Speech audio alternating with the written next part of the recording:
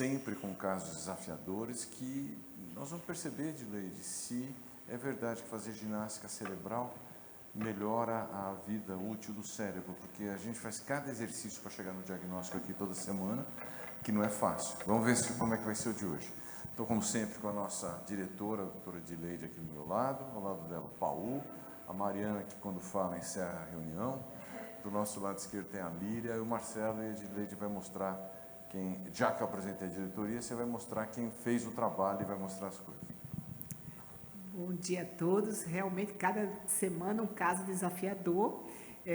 Hoje, para apresentar o caso, eu tenho a doutora Paola Cardoso e a doutora Nicole, vai fazer um resumo do caso depois. E eu queria parabenizá-las, porque hoje é o primeiro dia delas no setor, e elas chegaram já apresentando, antes de chegar ao setor, elas já prepararam o caso, realmente foi uma chegada assim, impactante. Não é verdade? Então, vamos começar, por favor, doutora Paola. Tá bom. Bom dia a todos.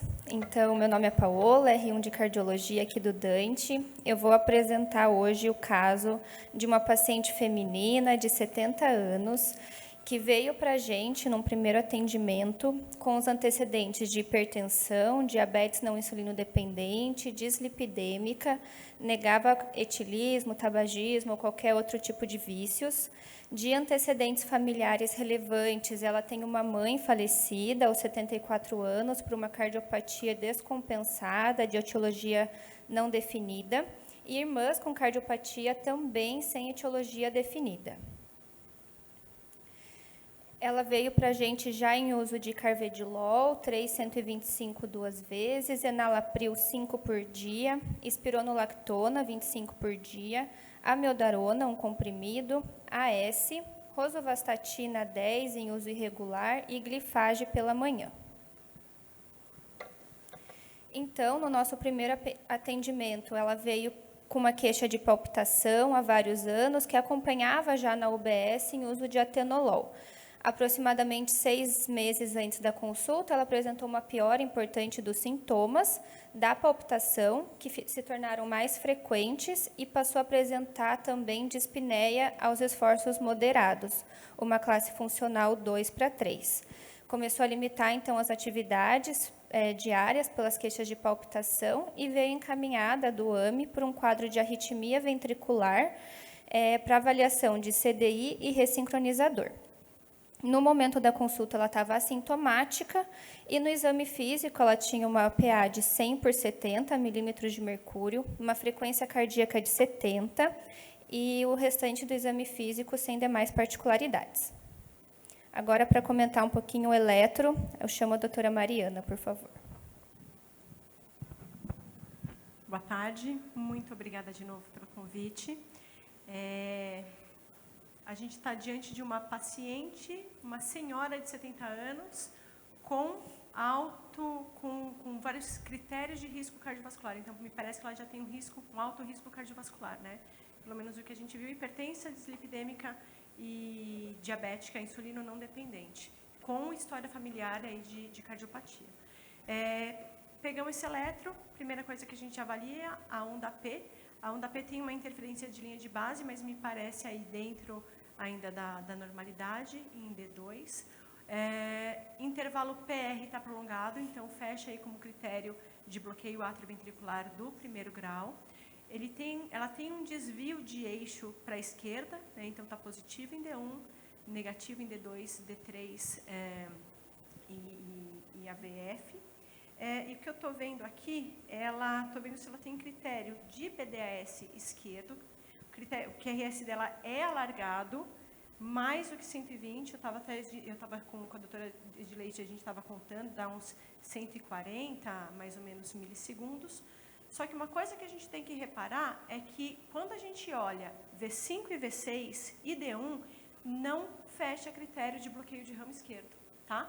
Apesar do bloqueio de QRS alargado, com essa positividade em V5 e V6, em ID1, ela não tem o que a gente chama de bloqueio de ramo esquerdo. Para ser bloqueio de ramo esquerdo, a gente tem que ter um NOT, aquela torre em parede lateral, e ela não tem. Tá? Então, a gente tem aqui um ritmo sinusal com BAV de primeiro grau, com eixo do QRS desviado para a esquerda, com alguns sinais de BDAS esquerdo, critério de sobrecarga de ventrículo esquerdo e esse QRS alargado que não fecha critério de bloqueio de ramo esquerdo. O que a gente fala dessa característica, dessa morfologia no eletro? A gente chama de bloqueio focal. Né? O bloqueio focal é quando a gente tem o QRS alargado, que não preenche critério eletrocardiográfico nem de BRD, nem de BRE. Tá? Alguns de literatura, a gente pode ver bloqueio parietal, que até faz mais sentido. E por que é um bloqueio parietal? Ele não está pegando o fascículo, não é o fascículo que está bloqueado, não é o fascículo que está atrasado, não é do começo do fascículo. Ele é uma doença difusa, é uma doença que pega músculo, que está pegando aí fibrose de subendocárdico. Quem dá esse padrão é fibrose, então fibrose pode dar esse padrão, e grandes massas ventriculares também. Associado a isso, ele parece que tem um QRS um pouquinho fragmentado em D2, pensando também em fibrose, e essa alteração de repolarização aí difusa, pensando na sobrecarga de VE. Você viu, Ibrahim? Não precisamos mais ressonância. Uau! A gente tem que o gabarito está aqui, né? No final, porque senão acaba a reunião. Não tem mais. Tá pronto? Foi ótimo. Muito obrigado a todos. Fala, Leonardo.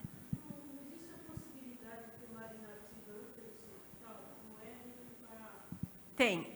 Quando eu olho aqui me parece, me dá dúvida, tanto o desvio do eixo, se tem área eletricamente inativa associada, que a gente vê que tem um QRS um pouquinho fragmentado em parede inferior, e V1, V2 e V3, eu tenho uma progressão extremamente lenta do R, não chega daqui. No entanto, em V2, eu tenho um R, um S, duas linhas, que volta para o normal, que parece que é alguma fragmentação também pensando em fibrose. Eu não conseguiria ser categórica dizendo que tem uma área eletricamente inativa aqui antrapical, até porque pensando em sobrecarga de VE, eu tenho essa progressão lenta. Mas tem alguns indícios aí que é possível que eu tenha área eletricamente inativa sim. Deixa eu entender, Mariana. Você fala que o QRS fragmentado te faz pensar em fibrose, como também o bloqueio focal. Isso. Quando eu falo de bloqueio focal, desse QRS alargado, sem essa morfologia de bloqueio de ramo direito e bloqueio de ramo esquerdo, pensando quais são as causas, a etiologia que me dá isso. Então, é aumento de massa e doença difusa do coração. Não necessariamente aquele que eu falo só que eu tenho uma área eletricamente inativa em parede inferior ou em parede lateral. É alguma coisa que está pegando mais de forma difusa musculatura. Né? E associado a isso, quando a gente tem fragmentação de QRS também, e tanto com QRS alargado quanto QRS estreito, cada vez mais a gente está vendo que está correlacionado ali com a ressonância com área de fibrose também. Então, tem alguns indícios que tem, mas eu não consigo ser categórica dizendo por área eletricamente inativa que esse paciente tem essas alterações. Você falaria de fragmentação, aquele aspecto que você está vendo em V2, né? E em D2. V2 e D2. Que ele dá, em D2, aqui, ele dá um R, S, R', S, duas linhas. S' de novo, desculpa.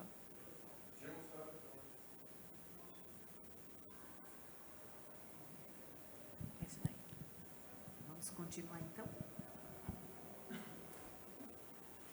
Posso prosseguir? Pode continuar. Esse eletro ela fez aqui na nossa primeira consulta, mas ela trouxe um eco externo, que eu vou pedir para a doutora Lídia comentar um pouquinho. Líria, desculpa. O eco transtorácico de 2020, ela tinha uma fração de ejeção já reduzida, de 34%, então um comprometimento moderado e importante do ventrículo esquerdo, as custas predominantemente de uma cinesia da parede inferior média basal e uma hipocinesia das demais. Então, é um comprometimento difuso associado a uma alteração segmentar. Tinha um átrio aumentado, parece pelo diâmetro anteroposterior de 43 de discreto, um septo de 15, bem aumentado, né? Já significativo, e parecia estar em fibrilação atrial, ritmo irregular. E tinha também um aumento aumento biatrial, até talvez pela arritmia. E tinha um refluxo moderado na mitral, uma válvula mitral espessada e uma hipertensão pulmonar de 46, que acredito eu pode ser secundária a uma disfunção diastólica, tem um componente desse refluxo mitral também. Esse septo de 15 não tem a parede posterior, mas dá uma hipertrofia concêntrica, né? Então, acredito que não era um padrão assimétrico, porque concêntrico, acho que difusamente aumentado. Então, sobrecarga de pressão dessas hipertrofias concêntricas, né, de pós-carga, válvulas, hipertensão arterial, apesar que 15 é muito para uma paciente hipertensa, né? A gente tem que levantar a orelha e pensar em diagnósticos diferenciais. Mas, então, o que eu pensaria? Um ventrículo esquerdo hipertrófico, com aumento, pelo menos moderado, aí, do septo de 15, com comprometimento difuso e segmentar da sua função associada a uma arritmia com aumento dos átrios. Então, ela tem uma cardiomiopatia, né? Que pode ser segmentar. A paciente trouxe um Holter externo também, de 24 horas. Doutora Mariana, novamente, por favor. Bom, esse Holter aí de 2020, aquele eletro que a gente comentou é de 2022 já, né? Isso. Mas, olha, ele tem uma frequência cardíaca média, frequência cardíaca ok, então mínima, média e máxima. E o que mais chama atenção aí, que já está em vermelho, 35% de extrasístoles ventriculares, né? Tem 21.000 isoladas e chega a ter mais de 2.700 taquicardias ventriculares não sustentadas. Então, é arritmia aí que não acaba mais. Quando a gente trata a arritmia, toda arritmia ventricular deve ser tratada? Não necessariamente, tá? Primeiro, a densidade. Primeiro, qual é o paciente, qual é o sintoma do paciente. Se for um paciente assintomático com coração estruturalmente normal, é discutível aí 10, 15% conduta expectante com avaliação aí anual. Caso contrário, se é já uma paciente dessa com 35% com disfunção, é mandatório o tratamento, ela sintomática ou não. E outra coisa que talvez tenha que levantar a possibilidade aqui de taquicardiopatia, né? Por que a gente trata a arritmia com uma densidade grande? Por levar a taquicardiopatia, não só a taquicardia ventricular que ela já tem, Mariana, mas essa desculpe, quantidade quando você bem fala grande. tratamento, você quer dizer o quê? Primeiro que eles colocam é sempre beta-bloqueador, né, o bloqueador de canal de cálcio.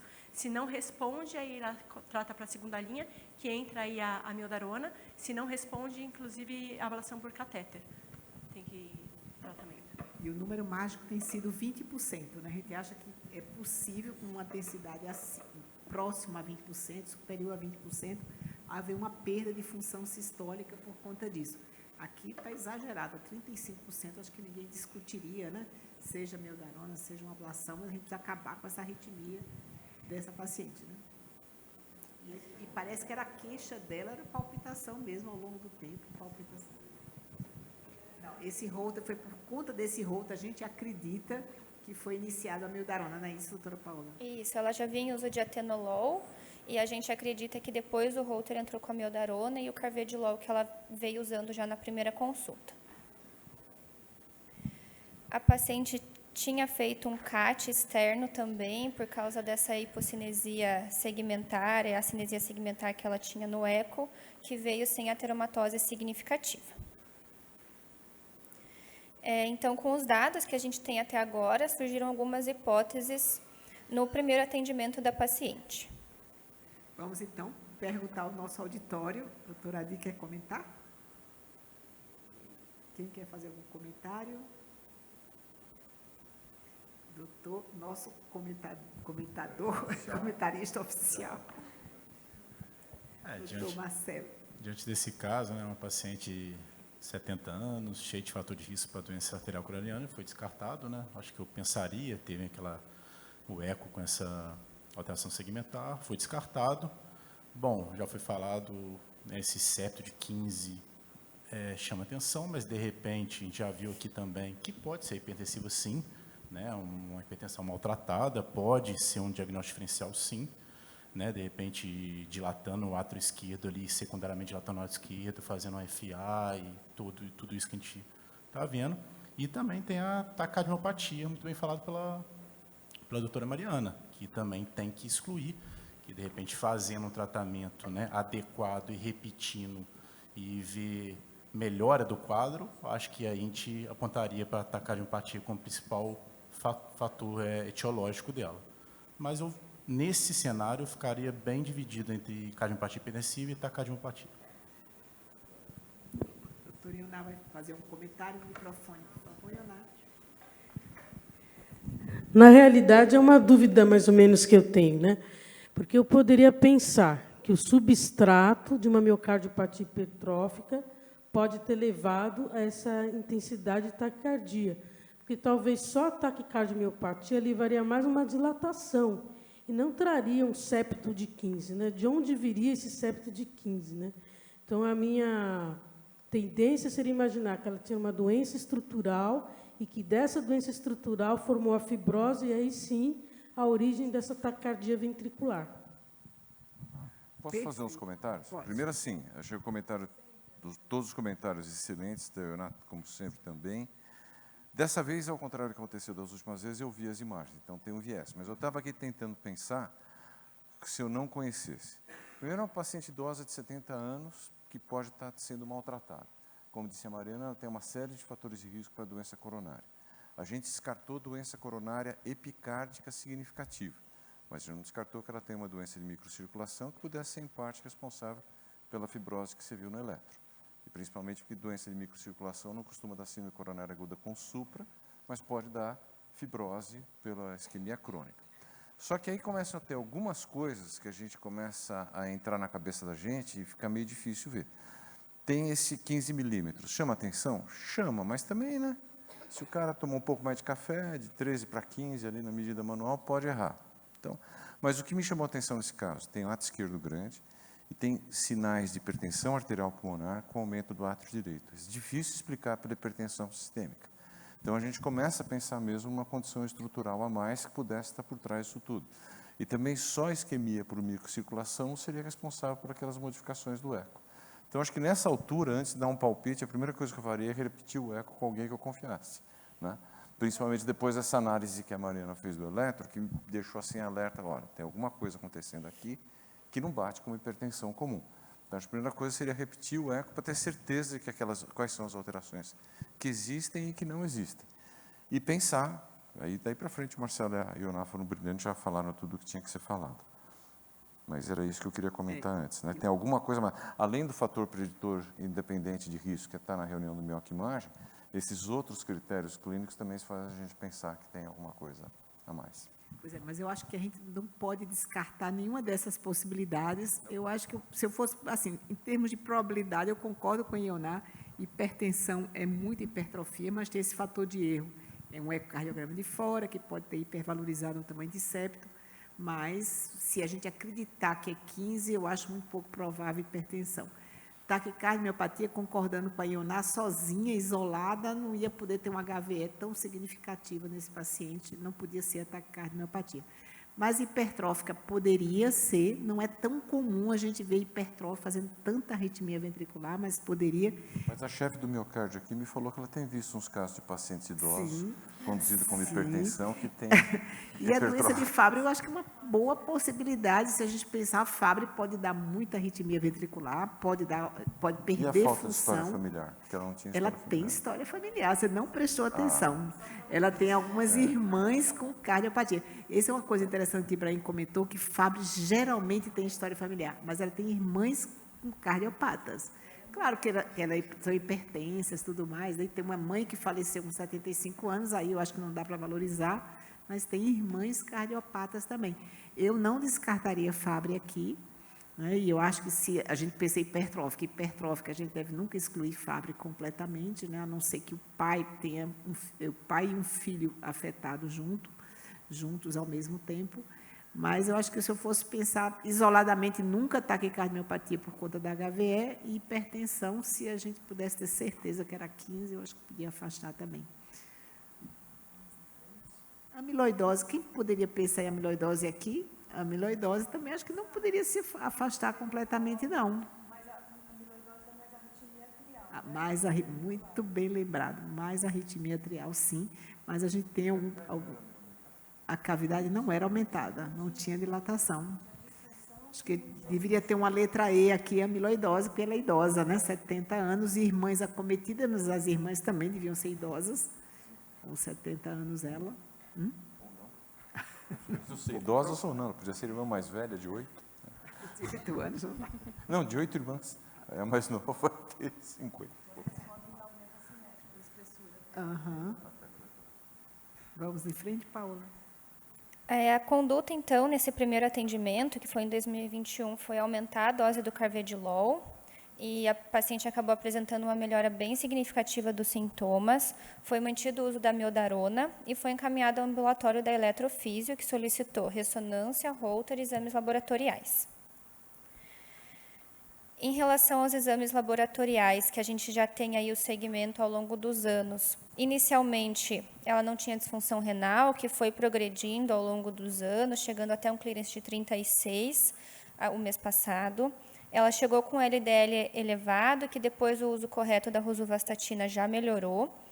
Tem uma CK isoladamente elevada, que por ser um valor isolado a gente não levou muito em consideração. E na última consulta foi solicitado um BNP, que veio de 1.200. Foi feito um Holter de 24 horas nos 2 anos seguintes, agora aqui na nossa instituição. O que a gente vê de forma surpreendente é que acabaram as arritmias ventriculares, né? A amiodarona com o carvedilol, mesmo que em dose baixa, ela reverteu aí, não tem nada de arritmia ventricular, né? Porque acho que é mais chamar a atenção aí.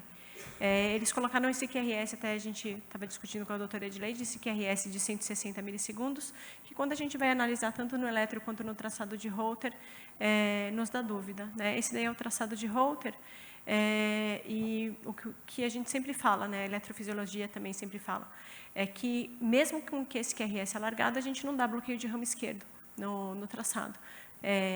Para a gente fazer o diagnóstico de bloqueio de ramo esquerdo, então, a gente precisa das 2 derivações, e aqui a gente só tem um canal, 2 canais eletrônicos, e outra é a reconstrução.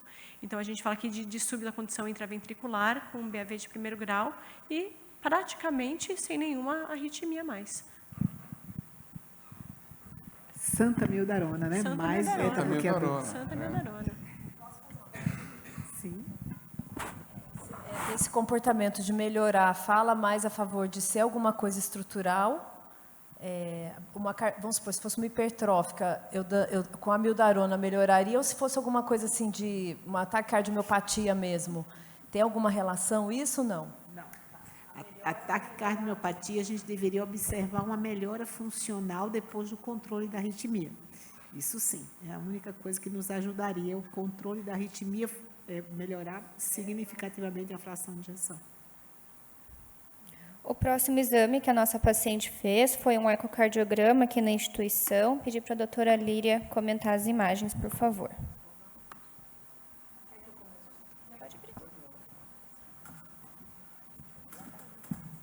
Aliás, por conta da doutora Líria que nós trouxemos esse caso, foi ela que pediu para a gente trazer esse caso. É que eu queria um diagnóstico, mas eu errei de novo. Bem, por isso que eu pedi para trazer.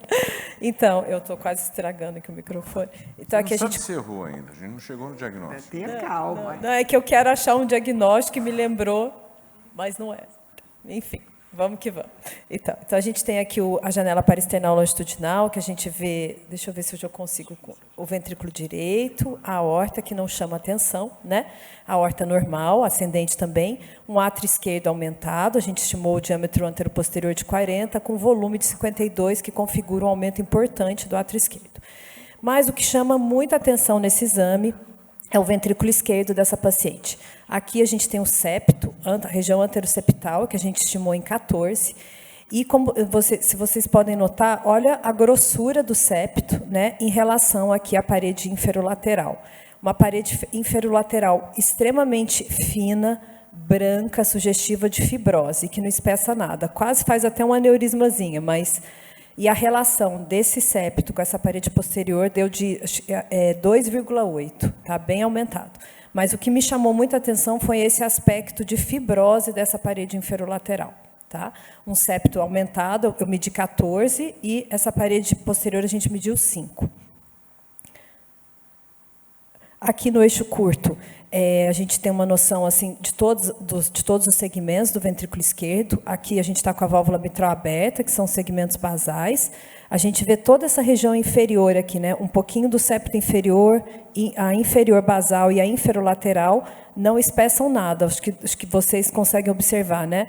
Os demais segmentos da parede espessando, a parede mais gordinha, né? E aqui esses segmentos mais inferiores, inferolateral inferior e o septo inferior, bem fino, branco, não espessa nada, sugestivo até de fibrose. E o ventrículo direito não chama atenção. Os segmentos médios também do ventrículo parecem ser acometidos nessas mesmas paredes, e as demais com espessura e com contração normal, espessamento normal. A função diastólica, a gente avaliou a válvula mitral, não tinha nenhum refluxo significativo, apesar dessa alteração segmentar. Nesses casos, podem levar um tracionamento da válvula, justificando o refluxo mais que discreto. Ela tinha um refluxo moderado, isso fala até a favor de ser um componente funcional mesmo, refluxo discreto hoje, tá? E o padrão diastólico, uma disfunção diastólica de grau 2, moderada. A via de saída do ventrículo não tinha gradiente, não tinha estenose valvar aórtica também, fluxo laminar. E as janelas, né, o apical 4, 2 e 3 câmaras, mostrando para a gente ver bem essa parte segmentar desse ventrículo. Então, aqui, no 4 câmaras, a gente tem um afinamento aqui também da porção basal do septo inferior. Demais paredes parece estar com a contratilidade preservada. Aqui a parede inferior também, anterior ela espessa, e a parede inferior, segmento médio basal, também mais fino, com aspecto de fibrose, sem espessamento, sem contração. E o corte de 3 câmaras que a gente vê, a parede anteroseptal, né, que foi aquele segmento maior que a gente mediu, a região do septo de 14, e a parede inferolateral, já demonstrado, como demonstrado anteriormente, a sugestivo de fibrose mesmo, branca, sem espessamento, bem fina. Aqui, só para a gente ter uma visão global de todas essas paredes, tá? A fração do 3D a gente estimou mais ou menos em 40%, moderado. Tem uma dilatação do ventrículo, principalmente com dilatação dos volumes diastólicos e sistólicos, tá?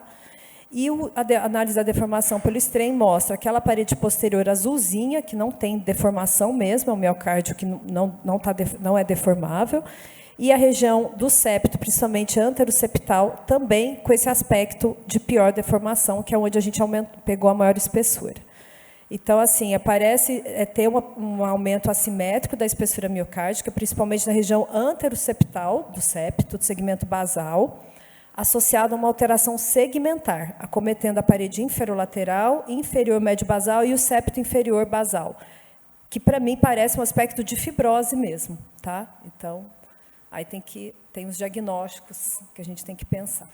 Líria, tem aumento de cavidade e Achei tem sincronia? Não, de sincronia eu não avaliei, mas porque o septo não parece o septo de bloqueio de ramo esquerdo, não achei ele assincrônico, mas tem um atraso mesmo em relação a essas paredes que não contraem. Essa é a impressão que a gente tem, se tiver uma desincronia em relação a essas paredes que estão sem espessamento, sem contração, que parece fibrose mesmo, parece sequela de infarto, mas não é. Aí você tem que pensar nos outros diagnósticos aí. Tendo só esse aumento na parede anteroseptal basal, você descartaria um septo em sigmoide? Doutor, eu achei, não dá para descartar, mas eu não achei que é o formato do septo sigmoide. Que eu acho que o septo sigmoide ele faz uma protusão maior ali para a via de saída, e os segmentos médios distais eles ficam mais arredondados. Não me pareceu ser um septo sigmoide, apesar da idade da paciente, né, que é muito comum em paciente mais idoso. Mas, por essa angulação do septo, eu não pensaria em septo sigmoide. Mas eu acho isso ainda também muito difícil, às vezes, da gente diferenciar. Mas, por essa imagem, eu não pensei em septo sigmoide. Tá? Ok. Mas qual a espessura máxima que você mediu mesmo? Eu ouvi errado? 14. Porque eu queria perguntar isso para o doutor.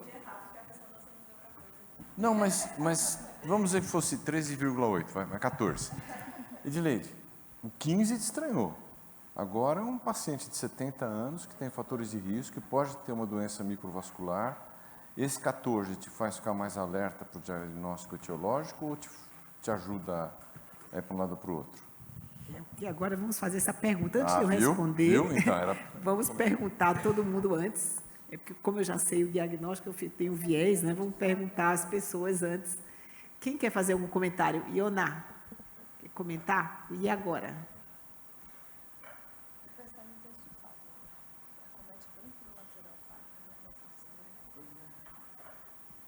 Eu indago essa característica tão focal da fibrose, né, que faz a gente pensar em doença coronária, né?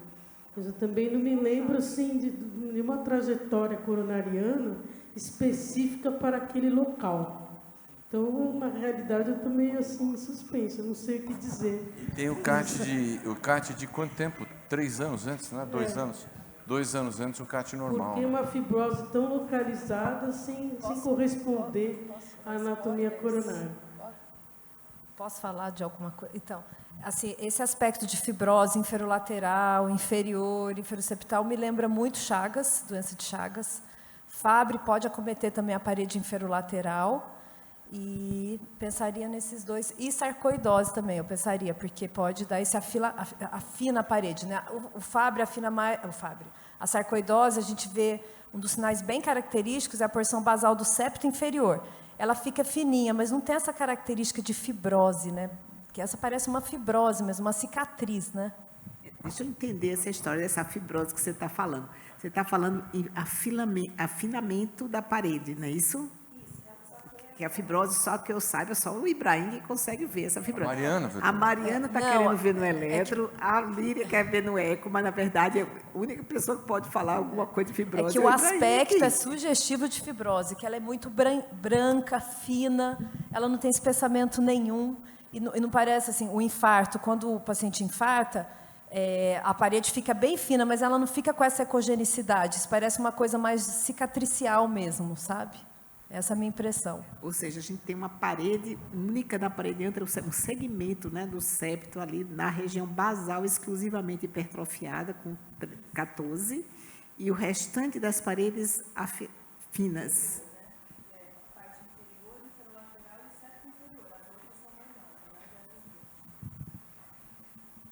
Complicou um pouco, né? Complicou bastante aqui. E quando a gente vê hipertrófica septoassimétrica, a parede posterior é menor, né? Dá uma relação maior que o meio do septo. Né? Mas não é esse aspecto de não ter contração, ser mais branca. Eu medi 5, ou seja, uma parede extremamente fina, né? Não parece ter músculo, né? Mais, parece uma parede infartada. Se isso. for infarto por doença coronária ou não, a gente não sabe. Isso, é como se fosse um infarto, exatamente. A Mariana está ansiosa para ver o Paulo falando, mas antes eu quero ouvir o Marcelo, antes do Paulo. O Paulo vai fechar o diagnóstico, ele está chorando aqui.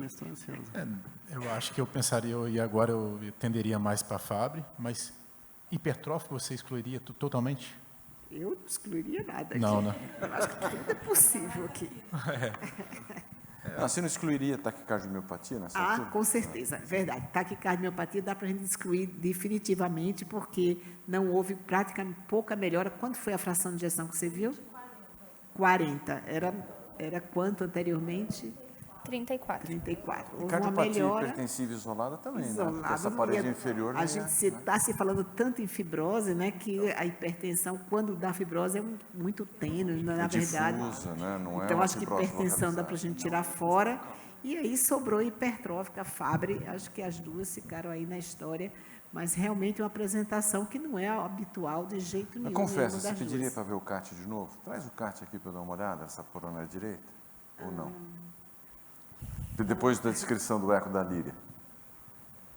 Parede inferior, né, para perder tanto função ventricular, Ibrahim, estou achando muito estranho ser uma hipertrófica com DAC. A gente vê alguns hipertróficos que fazem até fecho ADA e que saem com fração de ejeção boa, então está estranho ser DAC. Dessa vez que eu comecei o diagnóstico, eu estou só DAC causando. não dá aumento de espessura e parede anteroseptal, então não DAC isolada não. E mesmo hipertrófica com DAC, eu estou achando muita perda para uma parede inferior só perdida ali. A DAC também, se tivesse aumento da espessura, só a gente costuma ver quando... tem uma condição da gente conseguir ver quando o infarto é extenso, muitas vezes você tem aumento da espessura da parede contralateral para tentar compensar. Não tanto, né? 14 é muito, mas se fosse uma parede de 13, de uma hipertensa grave, que não toma remédio direito... Doutora, posso fazer uma pergunta? Sim. Aqui, pergunta da R1 de cardio, gente como a gente. Claro. Depois de quanto tempo das extracístoles controladas que a gente esperaria uma melhora dessa fração de ejeção? Porque vocês consideraram a taquicardiomiopatia exclusa. Quanto tempo depois desse controle das extracístoles eu vou considerar que poderia ser excluso?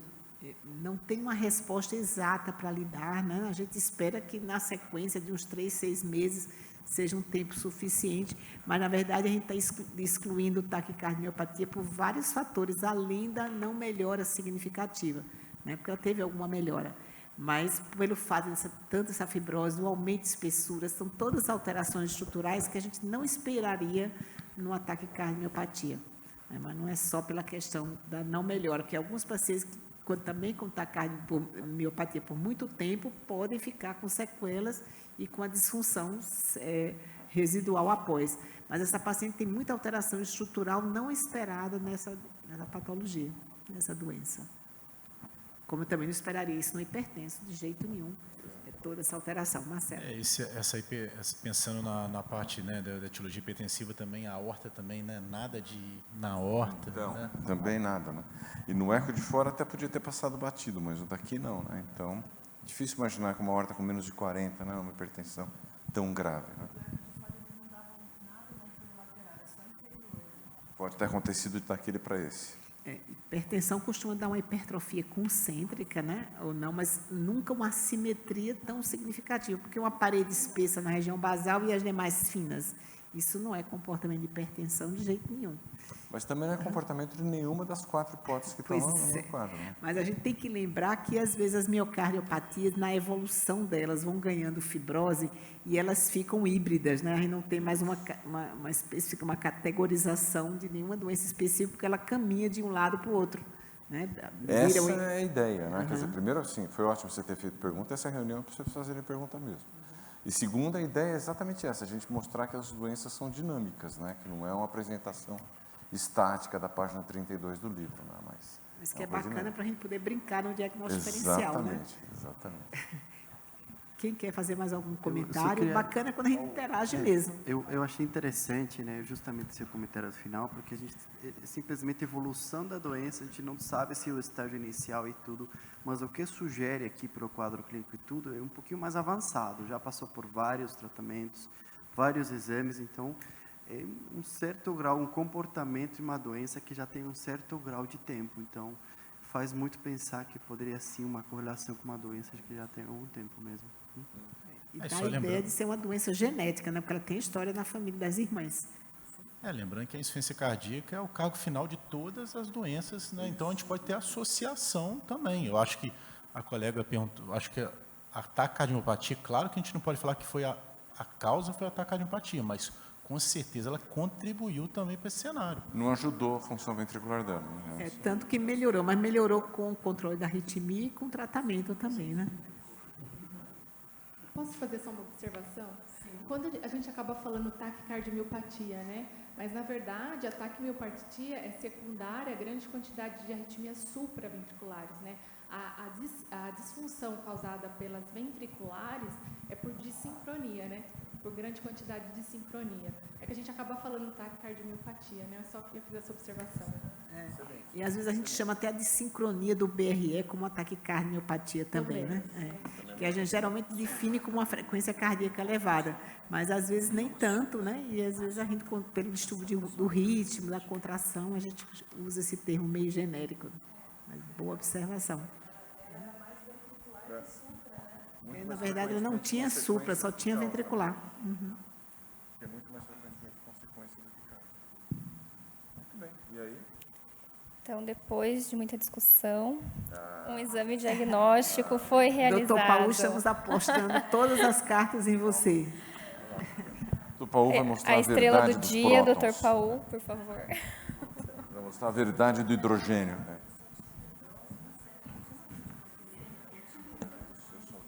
Bom, boa tarde. Muita responsabilidade, né? Justamente quando os casos acabam sendo mais complicados e às vezes a gente aprende junto, né, doutor Ibrahim? As informações são muito relevantes que às vezes as informações clínicas a gente não acaba tendo, Então, a análise acaba sendo até agora mais acurada do que só na imagem. Então, eu vou já começar logo de cara. Não consegui, vamos partir já, começar por uma imagem de cines em eixo longo. Tá? Do lado esquerdo, a gente tem 4 câmeras, e do lado direito, um cine 3. Então, eu vou discordar um pouquinho aqui pelo seguinte. Pela ressonância magnética, tem uma dissincronia sim. Tá? Uma dissincronia, vocês veem esse movimento do septo, que antes do movimento da parede lateral, e vocês veem esse movimento da ponta. Deixa eu colocar a caneta aqui. Ai, desculpa. Eu queria só mostrar esse movimento que vocês veem da ponta. Pela ressonância magnética, a gente costuma falar o famoso apical rocking. Né? Obrigado. Então, vocês veem esse movimento, eu brinco com os residentes, parece o Maradona mexendo com a cabeça aí, né? No caso, o Pelé aqui no Brasil, né? Então, vocês veem que chama muito a atenção essa dissincronia intraventricular, tá? Outra coisa que me chama a atenção é que vocês veem que o fato que o coração tem um batimento em 3 partes, né? O septo, parede do ventrículo direito e depois, no final, a parede lateral. Então, eu daria uma dissincronia inter e intraventricular. Tá? Vocês veem que o remodelamento adverso nesse coração é significativo. Tem uma dilatação do ventrículo esquerdo, uma dilatação importante também do átrio esquerdo. Vocês veem que até o septo interatrial já ficou mais abaulado. Tem um certo grau de derrame pericárdico muito discreto, né? Só para lembrar, a gente acaba dando discreto quando é abaixo de 10 milímetros. Tem um certo grau também de ato-regurgitação mitral. No Cine 3, fiquei de olho aqui vendo esse segmento infralateral basal e concordo, é mais afilado, tá? E a contratibilidade dele também chama muito atenção, que não é das melhores, mas vocês veem que tem uma hipocinesia difusa com desincronia, mas o septo interventricular na porção basal é quem chama mais atenção, que tem uma espessura aumentada. Então, quando a gente vai lá nas imagens de cine em eixo curto, eu vou começar a descrever da ponta para a porção basal. Na porção apical, concordo, tem sim essa desincronia, mas também tem uma contratibilidade, uma alteração segmentar na parede lateral, apical, lateral média, e o inferolateral, os segmentos são mais finos, mas esse afilamento da espessura já começa na porção apical, que chama muito mais atenção. Parece que ele foi dilatando, mas o que ficou com o aumento da espessura é, sinceramente, o septo, né? Esse aumento da espessura no septo basal não gera um gradiente de aceleração, ao contrário. A gente vê que também tem um discreto jato de regurgitação aórtica, mas nada significativo. Tem aórtico e mitral.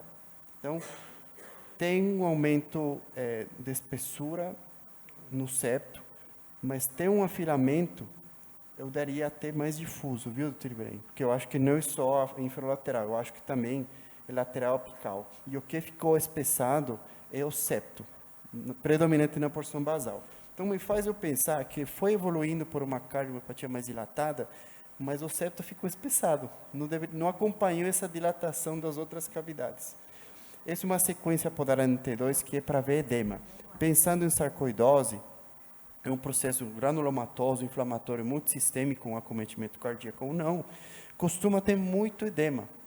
E a gente vê que nessas sequências de edema, não tem edema. Então, eu não pensaria em sarcoidose nesse paciente. Nessa imagem de perfusão dinâmica de contraste no coração, a gente vê que não tem defeitos de perfusão que chamem a atenção, tá? A distribuição do contraste é homogênea e até acaba sendo mais notório, como na parede infralateral, acabou sendo mais afilado. Aqui é o realce tardio. Então, a gente fez, injetou contraste, esperou um tempo e obtemos essas imagens de realce tardio. O que chama a atenção aqui é que tem um realce tardio de padrão não coronariano acometendo a inserção no ventrículo direito, padrão mais focal, juncional, ele pega o septo, predominantemente acomete a porção basal, como vocês estão vendo, não tem fibrose miocárdica inferolateral, que a doutora Edilete falou que a fibrose a gente vê a ressonância. chama atenção um ponto focal aqui, tá? Mais focal, tem discretamente, mas não tem um padrão gesto tardio que chama-se coronariano, que era aquela dúvida. Ah, mas tem um infarto inferolateral basal. Pela ressonância magnética, não é isso. Tá?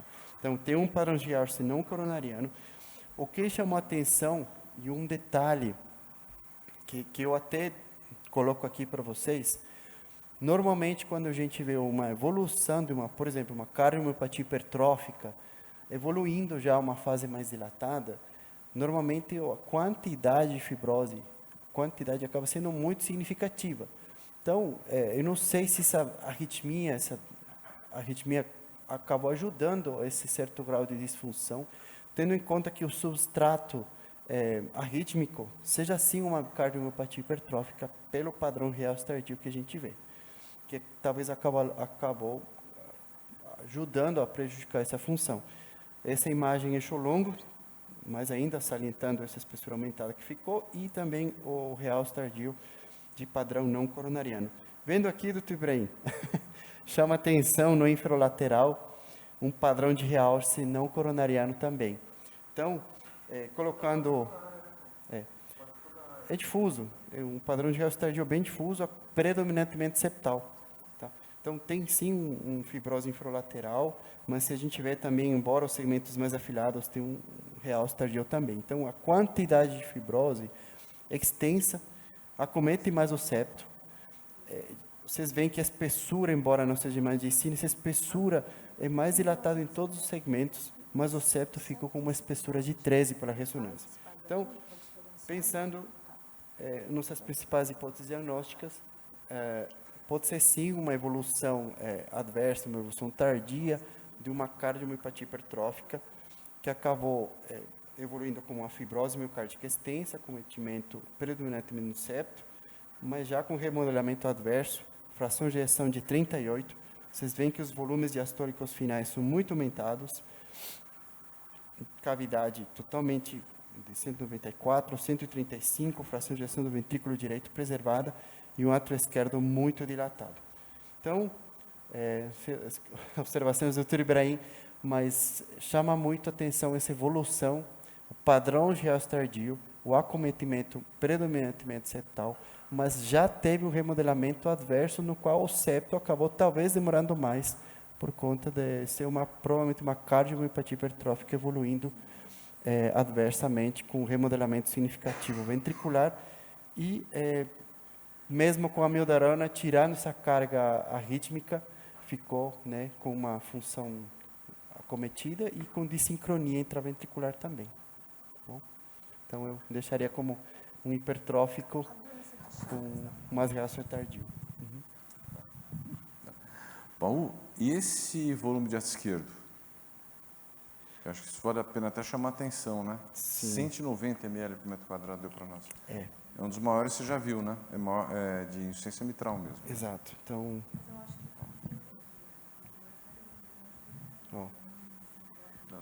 dá uma olhada. É grande. Aqui chama muita atenção, né? O átrio é quase do tamanho do ventrículo. Né? É muito grande. Por isso que isso tem a ver, provavelmente, com a insuficiência mitral por causa daquela fibrose que você descreveu aqui na parede inferior, lateral, né? Que é onde está a inserção do papilar, e isso aqui deve estar levando, perpetuando essa insuficiência mitral. Convencida? Eu ainda não descartei completamente Fabry para essa paciente, já que é um hipertrófico diferente, né?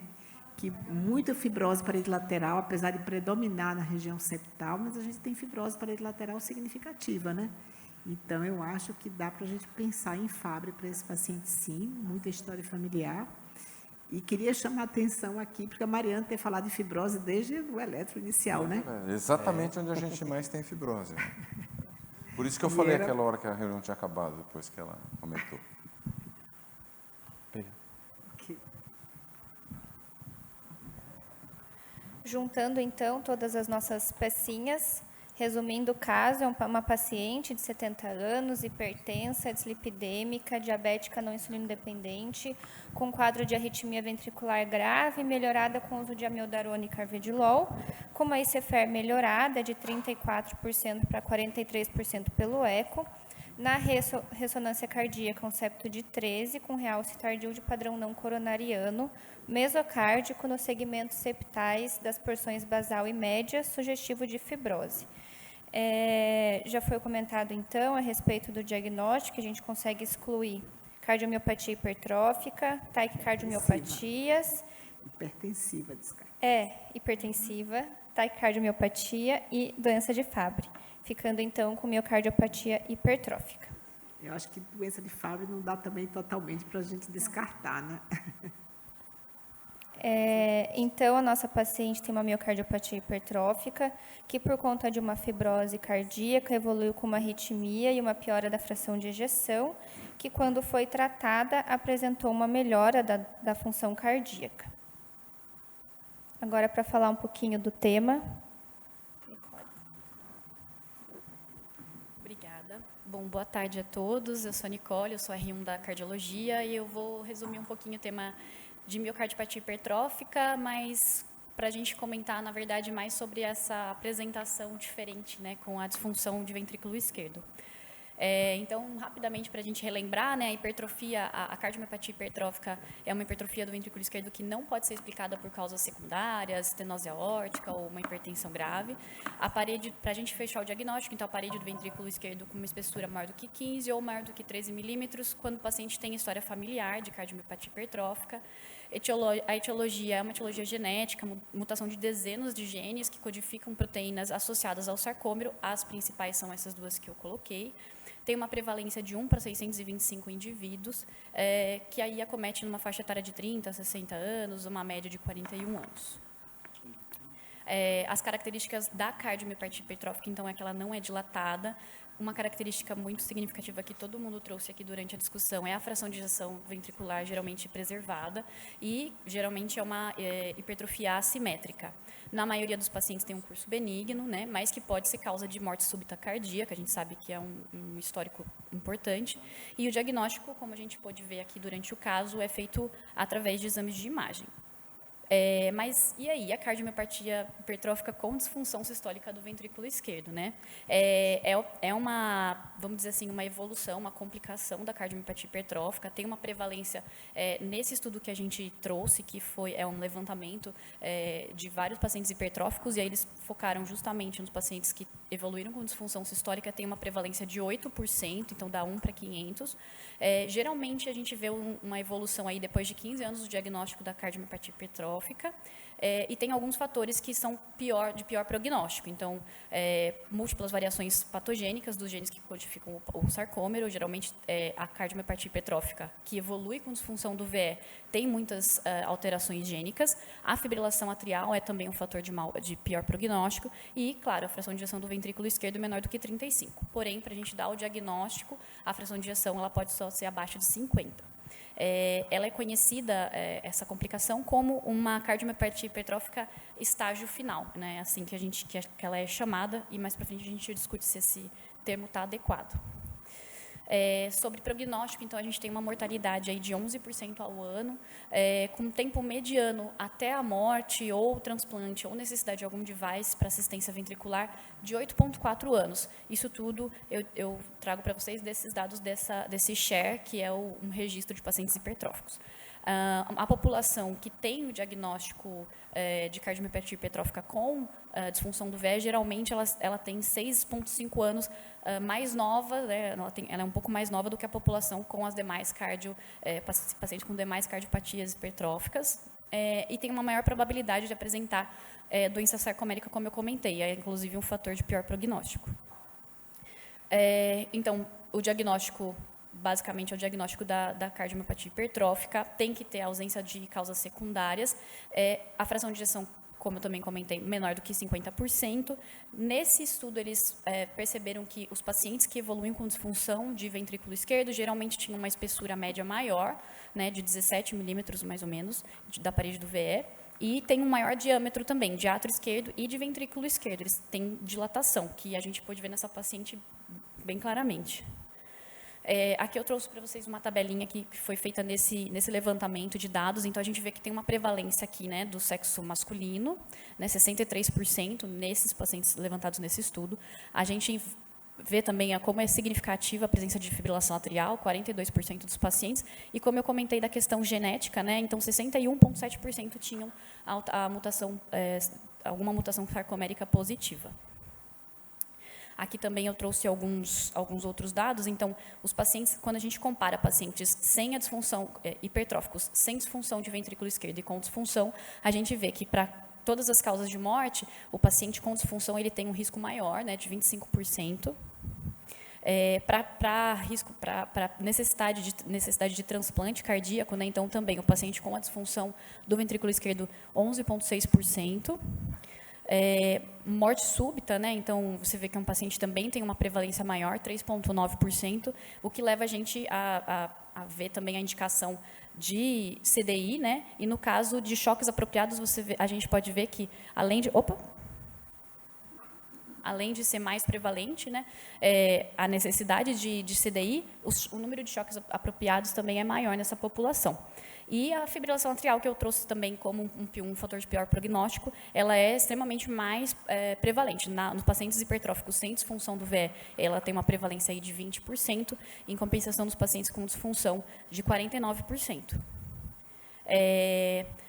Também essa revisão nos trouxe algumas questões de que os pacientes que fizeram miectomia prévia ou ablação septal alcoólica, eles têm maior risco de desenvolver e de evoluir com a disfunção do ventrículo esquerdo.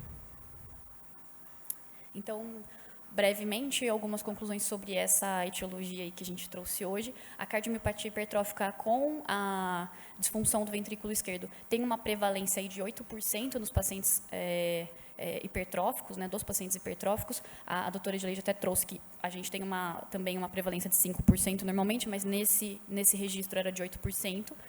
A maioria desses pacientes, 75%, eles vão evoluir com fibrilação atrial, AVC, insuficiência cardíaca, transplante, CDI, quer dizer, são pacientes que merecem atenção, eles têm um prognóstico pior. Porém, né, como eu trouxe para vocês, pela história natural, ele tem uma evolução ao longo de anos. Eu trouxe de 8,4 anos, né, de evolução até a necessidade de, morte ou necessidade de transplante. Então, talvez esse termo que é trazido na literatura aí de cardiomiopatia hipertrófica, estágio final, talvez ele não seja tão apropriado, né? O paciente tem aí, você vê, anos de evolução. E lembrar que o substrato genético é bem importante para os pacientes evoluírem com essa disfunção do VE. Então, os pacientes hipertróficos que têm um substrato genético importante são pacientes que têm mais risco no desenvolvimento e também pior prognóstico na evolução da doença. É isso. Muito obrigada. Queria cumprimentar as duas, né? Lembrando que elas não tiveram tempo para preparar tudo isso e prepararam brilhantemente. Pois é, eu queria cumprimentá-las por isso. Foi muito boa a apresentação, muito bem feita mesmo, ainda mais começando hoje. Agosto é um mês especialmente difícil, as pessoas, porque está voltando de férias, muita gente e tal, então foi muito bem mesmo. Parabéns. Você está convencido do diagnóstico ou não? Eu estou. Mas que é um caso diferente, eu também concordo. É um caso muito diferente e, habitualmente, Edileide, quando a gente vê Fabry nesse estágio pela ressonância, a gente percebe mais a presença de gordura depositada na parede do ventrículo, que aqui não tinha, né, Paulo, nenhum sinal de chamar essa atenção de deposição gordurosa lá. Eu perguntei para o Paulo qual seria a intensidade de fibrose, ele falou que em torno de 10%. Também estranhei isso, eu esperaria muito mais fibrose. O que você acha? Nessa altura, eu não meço a quantidade de fibrose. Porque como você tem uma parede afilada, você está subestimando a proporção, você está medindo errado. Porque você não está enxergando a quantidade de fibrose. Aquela parede lateral, ela deve ter mais fibrose do que a gente enxergou. Porque como ela é muito fina, a gente não consegue enxergar todas as áreas de realce que ela tem. Então, acho que o cálculo nesses pacientes ele é impreciso. E o mapa T1 poderia ajudar? Não. O mapa T1 só ajuda quando a gente não tem definição pelo realce, que nesse caso a gente teve convicção pelo realce de que tinha todo o padrão de hipertrófico. Poderia ser baixo se fosse Fabry. Estava aqui conversando isso com o Paulo, que vamos a gente querer descartar a Fabry. Fabry tipicamente dá um mapa T1 baixo, mas tendo esse grau de fibrose inteiro, isso não poderia ficar mascarado? E nessa parede fina, assim, também tem muita chance de você medir errado. Então, a chance de você fazer uma medida correta ali é pior. Foi. Um erro grosseiro que o eco fez. Acho que... Olha, o máximo que eu posso fazer é isso. O máximo que eu posso fazer é isso. Tem indicação de CDI? Pois é, essa é uma pergunta interessante, porque eu estava aqui cogitando, porque normalmente a gente diz que acima dos 60 anos, o risco de morte por outras causas é muito maior do que o risco de morte súbita. Então, tem até um estudo bem grande aqui mostrando que não se deveria indicar CDI acima de 60. Essa paciente tem 70 anos de idade, né, mas também não teria indicação de transplante por conta da idade, então a gente coloca ela fora do transplante. Tem uma disfunção sistólica grave, muita fibrose, que colocaria ela numa situação de indicar. Eu, sinceramente, acho que eu indicaria para essa paciente, porque a gente sabe que a fração de ejeção baixa é um fator, e eu não posso indicar um transplante para ela. Então, eu acho que sim, eu indicaria, mas a gente vai colocá-la em discussão no nosso heart team, porque se tem um lado uma indicação maior, do outro lado uma indicação menor, porque ela tem outros fatores de risco de morte. A gente pode botar um CDI nela, ela morrer por insuficiência cardíaca, independente disso, um AVC a curto prazo. Pode. E é provável que seja essa causa de morte. A gente tira um mecanismo bom de morte, que é a morte súbita. Até porque ela respondeu razoavelmente bem a mildarona, né? Então, é mais provável que ela vá evoluir pior por conta da disfunção do que por causa da arritmia, né? É bem duvidoso, bem duvidosa a indicação, mas clássica ela teria. A fração de ejeção menor que de 50% passou a ser um fator de risco maior para a indicação. Mas tem o lado da idade e outros fatores de risco de morte nessa paciente, né? Agora, estava aqui filosofando comigo mesmo e pensando que vai chegar a hora, e esse pessoal que está no auditório, acho que seguramente vai pegar, em que a gente não vai falar mais em cardiomiopatia hipertrófica, mas nós vamos falar o nome da mutação que deu aquilo, né? Porque são animais diferentes, né? A gente vê que a gente pensa, né? A revisão muito bem feita mostrou, a gente pensa num tipo de evolução, num determinado... Nós estamos falando de uma pessoa que chegou aos 70 anos antes de ter uma clínica exuberante de cardiomiopatia hipertrófica. É diferente, totalmente diferente daquelas pessoas que a gente pega com 16, 15 anos, história de morte súbita na família em jovens. Então, acho que nós vamos ter que começar cada vez mais... E é simples, né? Porque genética é uma coisa fácil, todo mundo sabe, conhece as siglas de cor, mas nós vamos ter que estudar isso aí para a gente saber ter essa coisa, informação na cabeça. Né? E como é uma doença capciosa, né? A paciente passa 70 anos de sua vida vivendo bem, só com palpitações, e faz uma fração de ejeção tão baixa, né? Agora tem só uma espessura aumentada na região basal, no mais ela é toda fina, é uma evolução bem diferente, né? Se tivesse feito diagnóstico aos 40, morreu 50. Por isso que a doutora Lídia se encantou com esse caso, né? Foi, muito bem encantada. Não é muito fino. E tem uma coisa importante que o Paulo comentou, meio de passagem, mas, como eu disse, eu sabia as imagens, por isso que eu estava levando o raciocínio para fazer aquele desvio, né, de atenção, que é o fato de que aquele tipo de padrão da parede lateral, o fato dela ser não coronariana, a gente exclui também doença de microcirculação como sendo a causa, porque a doença de microcirculação, quando dá fibrose, ela dá com padrão coronariano. Em resumo, você acha que essa paciente tinha mais fibrose lateral do que septal, por isso que afinou o septo e deixou afinou a parede lateral e deixou o septo ainda um pouco grosso. Então, exatamente. Me dói dizer isso, mas o eco estava certo. E a Mariana também. Mas isso é.